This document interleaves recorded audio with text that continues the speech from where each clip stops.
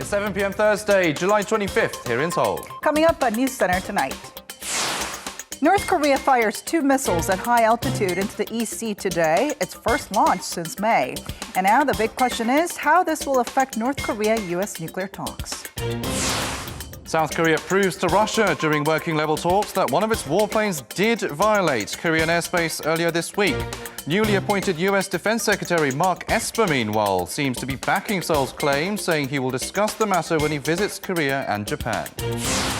South Korea and Japan clash at the WTO over Tokyo's trade restrictions against Seoul. The heated debate comes as Japan continues to block key tech exports to Korea, causing concern for local firms.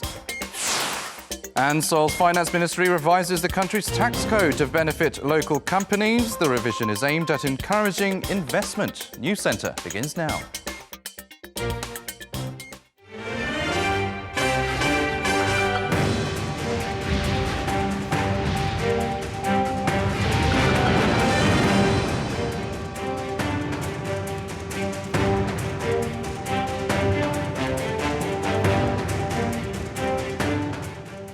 Good evening and welcome to Arirang News Center, coming to you live from Seoul. I'm Lee-Ji-yoon. And I'm Wonsan. Thank you as always for joining us this evening.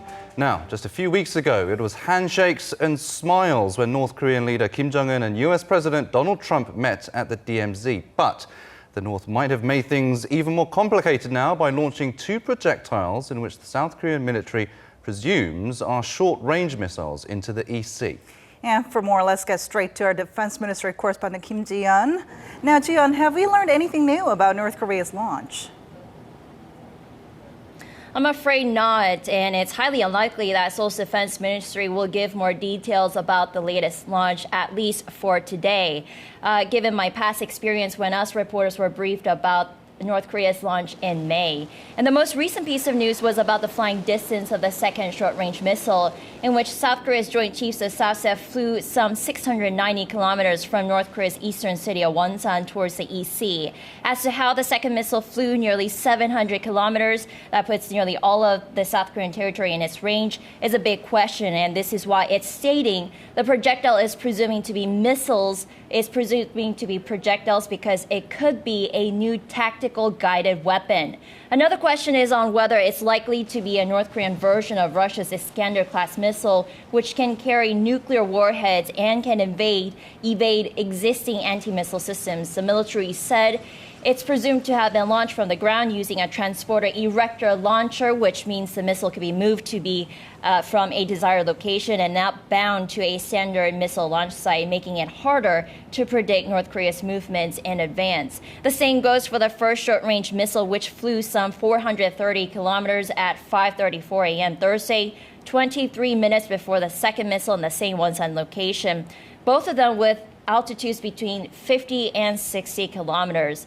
The first missile flew some 200 kilometers further than the one launched by the North in May this year. Regarding North Korea's firing of projectiles presumed to be short-range missiles this morning, after the last one fired in May, South Korea and U.S. military are currently sharing information and are analyzing data in detail. The South Korean government has been monitoring the situation and urges North Korea to halt such actions, which are not helpful in lowering military tensions on the Korean peninsula. As to whether Seoul's defense ministry views the recent launch as a violation of the Inter-Korean Comprehensive Military Agreement signed by the two Koreas last September to alleviate military tensions in the peninsula, the spokesperson said the firing goes against the spirit of the said agreement. Now, Ji-yeon, tell us more about the area the missiles were launched from Wonsan, and how do you expect this to affect the denuclearization talks? Well, South Korea's Joint Chiefs of Staff said that it's been closely watching the Wonsan area, and Kim Jong-un has been making public appearances there. And it's speculated that Kim Jong-un could have been at the site when the launches were made this morning. It also believes that summertime military drills are currently underway in the north. And earlier this week, the North showed Kim Jong-un inspecting a new submarine, a move believed to be aimed at trying to raise pressure to get an upper hand ahead of possible nuclear talks with Washington. There's also speculation the recent launch could delay the resumption of working level talks stated between Pyongyang and Washington.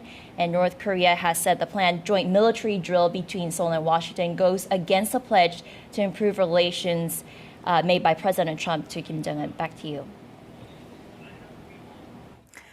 Meanwhile, North Korea's missile launch was set to top the agenda at today's National Security Council meeting. And according to Blue House Deputy Spokesperson Han Jung-woo, the regular meeting chaired by National Security Advisor Chung Eui-yong was scheduled for this afternoon. However, we're still waiting for the details of the discussions to come out. The spokesperson also said that President Moon Jae-in was briefed immediately after the launches. Seoul is closely monitoring the situation and is working with the U.S. to analyze the projectiles. The U.S. and Japan have both confirmed North Korea's firing of short-range projectiles. In an interview with Seoul-based Yonhap News Agency, a senior Trump administration official said Washington is aware of the situation but declined to comment any further. A senior Japanese official told Tokyo-based gov't News that Japan understands the projectiles to be short-range missiles, but the official added that they didn't affect Japan's national security because they didn't go as far as Japan's exclusive economic zone. So when we're actually expecting dialogue to resume soon between North Korea and the U.S., the North ends up firing short-range missiles. Now the question is, why now? And what's the regime's motive behind its latest launch? Our Oh Jung-hee explains. The downturn started when North Korea lashed out at South Korea and the U.S. for scheduling a joint military exercise next month. 3 weeks after North Korea's Kim Jong-un and U.S. President Donald Trump had a friendly chat at the inter-Korean border, the North slammed the exercise last week through its state media, saying the exercise would put the working-level nuclear talks at risk. Pyongyang warned that it'll decide what to do based on what the U.S. does. Since then, the North has done nothing to indicate that it'll engage in the working-level talks with Washington it promised. And at the same time, the two sides will miss another opportunity for their top diplomats to talk, with diplomatic sources saying North Korea recently notified Thailand that its Foreign Minister Lee Yong-ho won't be attending the ASEAN Regional Forum next week. Pundits say Pyongyang doesn't mean to completely kill the momentum for dialogue. Firing the short-range missiles, rather, was a strategic choice. In May, when the North fired short-range missiles, Trump called them, quote, very standard stuff. But experts point out that the North has been steadily unveiling new weapons, aiming to gain an upper hand in its negotiations with the U.S. Firing short-range missiles means that the North can shoot ICBMs at the end of the year, and revealing a new submarine means it can fire SLBMs. If the North were to fire these, that would nullify Trump's achievements in North Korea policy. Another expert points out the security guarantee the North wants. Unveiling these weapons would give the North more leverage in its nuclear negotiations with the U.S., and at the same time strongly press the U.S. that it needs to do something to guarantee the North Korean regime's security. The North's firing of short-range missiles would not hurt the relationship between Kim and Trump, analysts say. But with the soonest chances for dialogue now gone, the missile launch would indeed delay any talks even further. Oh Jung-hee, Arirang News. South Korea has handed over proof to Russia that it had indeed intruded Korean airspace earlier this week. Both countries held talks today over Tuesday's incident, during which the Russian side said it will immediately send the evidence to Moscow's defense ministry. Kan Young-woo reports. South Korea's Ministry of National Defense gave the evidence of a Russian warplane's intrusion into Korean airspace to the Russian military officials on Thursday. Holding working-level talks with the Russian military attaché at Seoul's defense ministry earlier in the day, the South Korean side explained in detail the evidence that confirms the Russian warplane's violation of Korean airspace. The defense ministry added that the Russian side said it will promptly pass on the information to Moscow's defense ministry for the ongoing investigation into the incident. Coming out of the working-level talks, the Russian military attaché who expressed regret over the incident when summoned on Tuesday did not make any comment. The two countries have been at odds over the flight route of a Russian warplane. Seoul has said that a Russian A-50 aircraft intruded Korean airspace over the East Sea twice near Dokdo Island. But the Russian embassy in South Korea tweeted that Moscow has not confirmed any airspace intrusion, and it plans to investigate the situation before giving its official stance to Seoul. China, which conducted the joint flight drill with Russia, sided with Moscow on the issue. During the flight, the bombers of the two air forces strictly observed the relevant provisions of international law and never entered other countries' territorial airspace. But the newly appointed U.S. Defense Secretary Mark Esper said a Russian warplane crossed into South Korean airspace, and it's not new that Russians have been flying routes south. Esper added that he will discuss the incident when he is next in the region. Kanyu, Arirang News. Let's turn now to the continuing trade spat between South Korea and Japan. At a highly charged meeting of the World Trade Organization on Wednesday, South Korea slammed Japan's export curbs and directly called on Tokyo to start dialogue. Japan, however, did not answer. Our Choi Si-young reports. South Korea's Deputy Trade Minister Kim Seung-ho explained how Japan's export curbs are a direct violation of the global trade rules and amount to diplomatic retaliation. And he urged Japan to start high-level talks. Japanese ambassador evade to give us concrete answer. So I ask again to respond my proposed offer, but he flatly turned down without giving me any plausible reasons. Kim didn't single out which specific provisions of the WTO rules Japan is violating, but said Tokyo's restrictions do not serve what Japan is claiming are national security interests. Rather, he said they will only hurt other countries and individual consumers. By not disclosing too much information, Kim's strategy seemed to take into account the possibility of Seoul suing Tokyo at the WTO, in which saying too much could give Japan the upper hand. Other WTO member states, including the U.S., didn't express an opinion on the matter publicly. Some had thought the semiconductor materials subject to the ban might have been shipping from Japan anyway, but industry insiders say they have not been arriving at South Korean customs. Some experts in South Korea are projecting that Japan's next move to remove Seoul from its trade whitelist might not happen right away, but be dragged into August. Industry insiders also say that Japan is not likely, as had been thought, to encourage its financial institutions to collectively disadvantage Korean companies and consumers, for example by refusing to extend the maturity dates on their loans. But some experts say individual Japanese companies might take some action against Korean firms. In the meantime, as South Korea raises international awareness of Japan's export curbs, it's also preparing for measures to counter them, including a WTO complaint. Choi Si-young, Arirang News. Meanwhile, South Korean lawmakers are gearing up efforts to tackle Japan's export curbs to Korea by raising global awareness on the issue. A ruling party-led committee to tackle Japan's economic retaliation held a press conference addressing the foreign press earlier today. The group of lawmakers that went to Washington is also set to begin talks with their counterparts in the coming hours. Kim Mo-kyun with the details.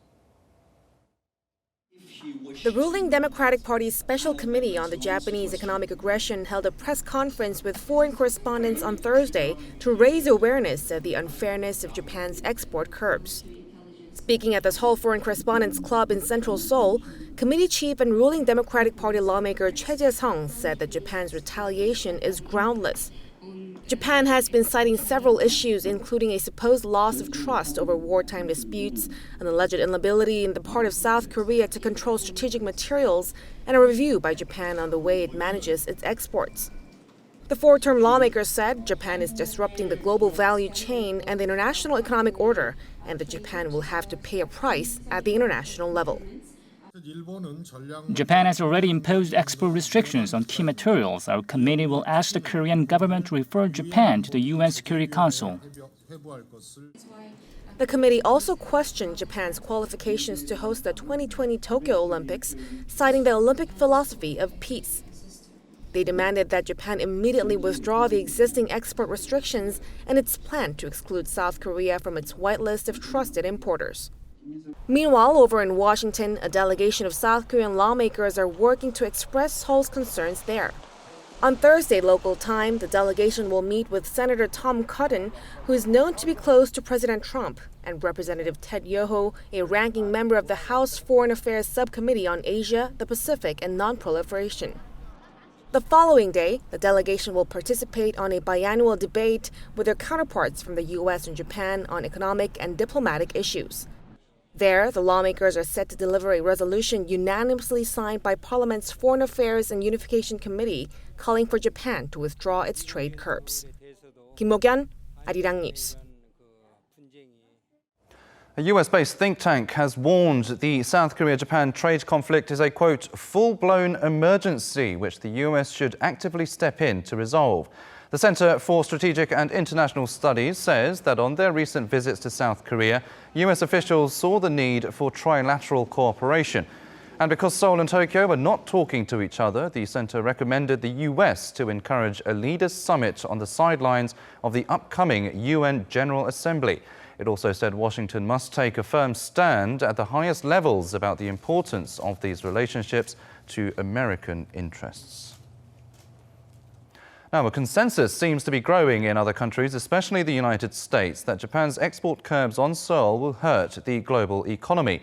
Some in the US are even concerned that the measures could help China, currently embroiled in a trade war with Washington. Kim Hye-sung with more. Japan's export restrictions target key high-tech materials, namely etching gas, fluorine polyamide, and photoresist, which are used by South Korean IT firms to make semiconductors and display panels. Regarding the export curbs, U.S. think tank the American Enterprise Institute released an article criticizing Japan's move as dangerous and destructive, saying that it is likely to greatly disrupt global electronic supply chains and bolster China's push for 5G wireless dominance. Author Cloud Barfield, a former consultant to the U.S. Trade Representative, said he is not taking sides on the history of Korea and Japan, but that it is imperative that Japanese Prime Minister Shinzo Abe be persuaded to suspend the export restrictions. Another article by the AEI said it's time for the Trump administration to step in and deal with both Seoul and Tokyo at a time when the three-party alliance is important for tackling North Korea-related issues. Global consulting company IHS Markit also said Japan's export restrictions add pressure to Asian exporters amid the ongoing U.S.-China trade tensions and a slowing global electronics sector. 6 U.S. business groups, including the Semiconductor Industry Association, also sent an open letter to South Korea and Japan calling for a timely resolution to the matter as Japan's unilateral export restrictions hurt the supply chain and IT companies. A Bloomberg editorial said Japanese Prime Minister Shinzo Abe is abusing trade measures to resolve a political dispute with South Korea and called for a lifting of the export restrictions while saying South Korea should agree to arbitration over the forced labor issue. CNBC said Japan's export curbs could disrupt the global manufacturing supply chain, raise chip prices, and add to worries of an already slowing global economy. Kim Hye-sung, Arirang News.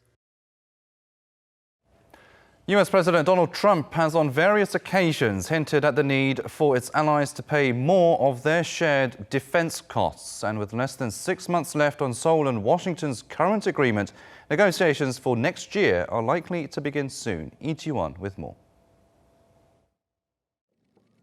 The U.S. is in the final stage of reviewing its defense cost-sharing agreement and is likely to explain the results of that review to South Korea soon. This is according to Seoul-based Yonhap News Agency on Thursday, citing a foreign affairs source. This would mean that the defense cost-sharing negotiations could resume soon. The Blue House also said the two allies' national security advisors Chung Eui-yong and John Bolton agreed in their discussion on Wednesday to continue talks on defense cost-sharing in a reasonable and fair way. However, it is likely that the U.S. will push for Seoul to contribute more. The allies agreed in February that South Korea would pay $924 million for the stationing of American troops in 2019, an on-year hike of 8.2%. While such an agreement is normally a 5-year deal, the U.S. insisted that the latest agreement is only for 1 year, which is seen as a move to allow Washington to keep pushing for increases. In fact, President Trump, while not specifying which nation, called the defense cost sharing with an unidentified country a, quote, one-sided horrible deal, and said that they will call on that country to give more.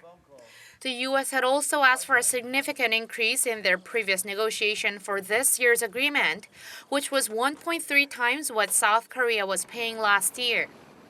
Now there are some voices saying that South Korea needs to follow Washington's request at a time like this, when both Seoul and Tokyo are trying to win Washington's support over Japan's trade restrictions on South Korea. However, experts say that if that happens, Washington would likely keep requesting more and more, and that Seoul needs to show that its current contribution is not unfair. If Seoul says that the U.S. should downsize its troop presence in the south or even pull out, it would be diminishing the U.S. role and presence in the region. And that's not what Washington would want. South Korea's current contribution is more than 10 times what it was in the 1990s. Seoul should be more active in showing how much it is contributing when dealing with the U.S. The two sides will be aiming to sign a new deal before the current one expires at the end of the year. 이지원, Arirang News. In a bid to encourage corporate investment here in Korea, the government has announced a revised tax code on Thursday, which will help to lower some burden on companies. Our Seong-kyung tells us more. The Ministry of Economy and Finance has introduced a revised tax code starting in 2020, focusing on providing tax incentives to Korean companies. The aims of the changes are to cultivate new technologies, create jobs, and boost the domestic economy. Recent sluggish corporate investment in Korea and slumping global trade have largely contributed to the government decision. In fact, construction and facility investment in Korea has seen negative growth since the second quarter of last year. The revised tax code increases the tax credits for facility investment from 1% of the investment to 2% of the investment for large companies. For mid-sized companies, tax credits increase from 3% to 5% of investment, and small-sized companies will see their tax credits rise from 7% of investment to 10% of their facility investment. This change will be applied next year and is expected to reduce the tax burden on companies by nearly $450 million. The new tax plan also includes tax incentives for employment crisis areas suffering from large-scale bankruptcy or restructuring of enterprises. Currently, any companies that open their businesses in those areas will be 100% exempt from paying corporate tax for 5 years. The revised tax code will also give these companies a 50% tax cut for the following 2 years. In addition, the revised tax plan offers extended tax support to SMEs, which hire women whose career have been interrupted. Seong-kyung, Arirang News. Well, are we finally seeing the light at the end of the tunnel? In a dramatic turnaround from the previous quarter, when South Korea's GDP shrank by the largest amount since the 2008 financial crisis, the local economy is estimated to have grown in the second quarter. Our Kim Da-mi explains. South Korea's GDP grew by an estimated 1.1% in April to June period. According to Bank of Korea, the figure marks the highest on-quarter growth since the third quarter of 2017, when the economy grew 1.5%. The country's economy grew at an annualized rate of 2.1% in the second quarter, also marking the highest growth since the final quarter of 2018. But it's not all good news because the previous quarter's figure was so low, and also because the growth was largely thanks to the government's increased spending. The growth was partly caused by the government's increased spending on healthcare benefits. Government spending increased by 2.5%, which is a huge jump from the 0.4% increase in the previous quarter. Exports in the second quarter increased 2.3% from 3 months earlier, thanks to increased exports of motor vehicles and semiconductors. Imports also went up by 3%, owing to increased imports of machinery. Facilities investment grew by 2.4%, led by the growth of investment in transportation equipment. Private consumption also picked up pace, growing 0.7% with increased expenditures on clothing and medical services. Even though the GDP growth rebounded to a positive number, the data doesn't show good signs for the country's economy. Both exports and facility investment actually dropped compared to the same period last year. Real gross domestic income, or GDI, decreased by 0.6% compared to the previous quarter because of the worsened trade terms. With exports on a steady decline since December and electronics industry facing Japan's export restrictions, analysts note that it will be a challenge to reach the central bank's economic growth forecast of 2.2%. South Korea's GDP needs to reach above 0.8% in the third and final quarters of the year in order to reach the central bank's economic growth forecast. While the Bank of Korea says it's too early to comment on the country's economic growth, it says it will carefully monitor the U.S.-China trade war as well as Japan's latest export curbs. Kim Da-mi, Arirang News. With growing calls to reduce dependence on supply chains starting in Japan, South Korea has been stepping up efforts to develop self-sufficiency for high-tech materials. And that's why President Moon Jae-in hailed a new job creation deal that was signed today between the government and LG Chem. Our Park Hee-jun with the details. President Moon Jae-in welcomed the new job creation project named after the city of Gumi, where it debuted on Thursday. He described these Gumi-type jobs as a key solution that will help give South Korea a competitive edge in building its own supply of essential materials. 핵심 소재의 해외 의존도를 줄이는 것이 국가적 과제인 지금 구미형 일자리 협약은 우리 산업의 경쟁력 제고를 바라는 산업계와 국민들의 기대에 부응하는 계기가 될 것입니다. The Gumi-type jobs were announced Thursday at a ceremony in their namesake southeastern city, attended by around 500 people from the government, LG Chem, and the local districts. President Moon congratulated LG Chem and the other parties to the deal, the Gyeongsangbuk-do province and Gumi city governments, on having formed the first such program since the launch of Gwangju-type jobs in January this year. Through this project, LG Chem plans to build a $420 million factory in the city that can produce an annual 60,000 tons of essential materials used to make secondary batteries.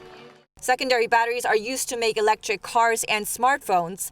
This factory is expected to be up and running by 2024 and should create around 8,000 new jobs. Coming at a crucial time when South Korea is going all out to enhance its industrial competitiveness, President Moon said it's a chance to reaffirm the country's confidence that it can overcome the effects of Japan's trade restrictions. 세계 경제의 불확실성이 커지고 일본 수출 규제 등 우리 경제의 대내외적 조건이 어려운 이때 구미는 상생형 지역 일자리로 경제 활력의 새로운 돌파구를 제시했습니다. Unlike traditional manufacturing jobs, Gumi-type jobs are high quality and center around the high-tech material industry. Secondary batteries are seen as a promising field of high growth with potential beyond that of semiconductors. The project will help cut South Korea's reliance on overseas supplies for secondary battery materials, which is expected to boost the country's global competitiveness in future industries. President Moon vowed to further promote Gumi-type jobs in more areas across the country. Park Hee-jun, Arirang News. Well, the match which many Korean football fans have been waiting for is happening tomorrow night. Fan-voted K-League All-Star players are to face Juventus on Friday evening at 8 p.m. Korea time. On the eve of the match, big names such as Park Ju-young and Cho Hyun-woo have gathered under Jose Mouret's head coach of Jeonbuk Hyundai Motors to prepare to take on the reigning Italian League champions Juventus at Seoul World Cup Stadium. And players representing the K-League say they're looking forward to the match. I would like to thank all the fans who voted for me to compete against Juventus. I'm honored personally, and in return, I will try my best to give a great performance. Led by the global star Cristiano Ronaldo, Juventus will arrive in Seoul on the morning of the friendly match. All 65,000 tickets for the match sold out in less than 3 hours. North Korea's national carrier S.Korea will reportedly start direct flights from Pyongyang to Macau next month. News reports say the state-run airline will fly the new route twice a week from August 2nd to October 26th. S.Korea had direct flights to Macau before, but in the 1990s. Right now, its only direct regular flights are to Beijing and Shenyang in China and Vladivostok in Russia. Korean convenience stores are joining the boycott of Japan over the two countries' trade spat by scrapping their discounts on Japanese beer. The chain CU, for example, will be excluding Japanese brands such as Asahi and Sapporo from their popular 4 cans for 10 deal starting next month. They'll give that deal instead for Korean beer. Some stores have taken Japanese beer off their shelves completely. A second world record has been smashed at the World Aquatics Championships in Gwangju. Christoph Milak of Hungary set the world's fastest time in the men's 200-meter butterfly event on Wednesday, capturing his first title in the process. He clocked in at 1 minute 50.73 seconds. The previous world record was held for a decade by American swimming legend Michael Phelps. The biggest annual Korean martial arts event, the World Taekwondo Hanmadang, will kick off in Pyeongchang tomorrow for a 5-day run. Practitioners will compete in 12 events in 59 fields for domestic participants and 54 for those from overseas. The festival brings together nearly 5,000 people from 57 countries. That has been your 3-minute news flash.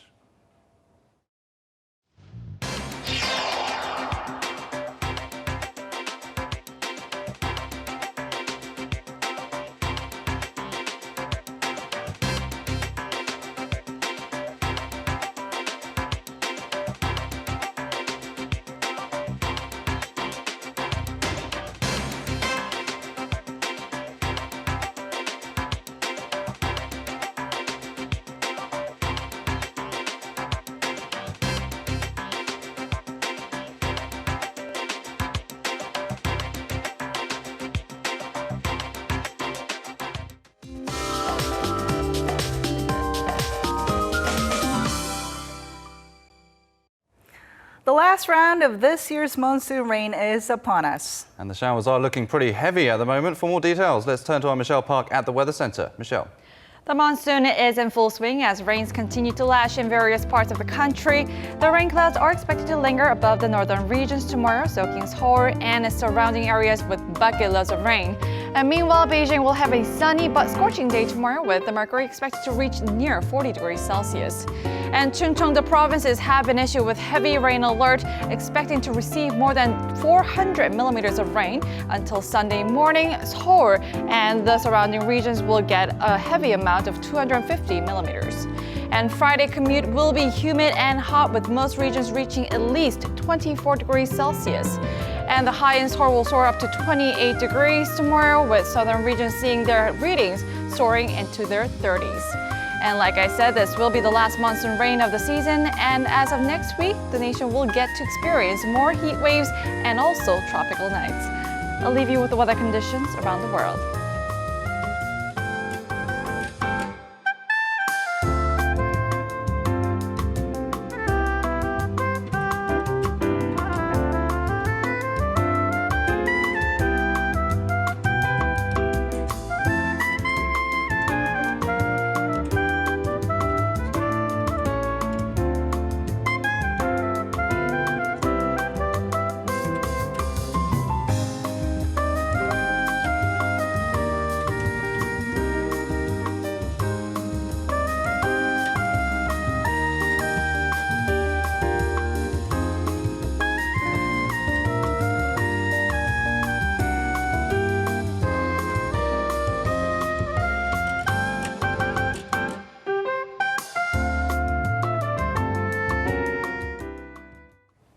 That will do it for this edition of Arirang News. Thank you, as always, for watching. And News in Depth is next.